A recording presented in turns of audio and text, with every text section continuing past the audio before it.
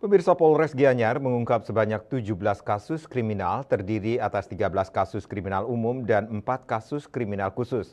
2 tersangka diantaranya warga negara asing atau WNA. Mereka terlibat dalam kasus penipuan dan kasus pencurian dengan kekerasan.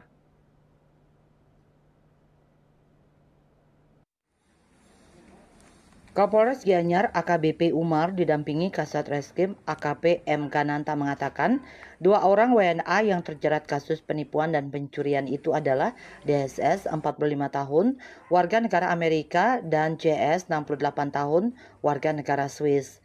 DSS disangkakan pasal 378 KUHP atau 372 KUHP terkait penipuan dan penggelapan dengan ancaman pidana maksimal 4 tahun. Sedangkan JS disangkakan pasal 2 ayat 1 Undang-Undang Darurat Nomor 12 Tahun 1951 atau pasal 365 KUHP atau pasal 335 KUHP membawa sajam tanpa izin atau pencurian dengan kekerasan dengan ancaman pidana maksimal 9 tahun penjara.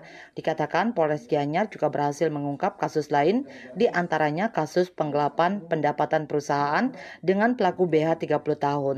Kemudian kasus curanmor dengan pelaku MS 24 tahun, AFM 25 tahun, MF 21 tahun, dan RRB 21 tahun. Kasus persetubuhan anak di bawah umur atau pemerkosaan yang dilakukan oleh GBABP 19 tahun. Kasus penggelapan dengan pelaku AK 25 tahun.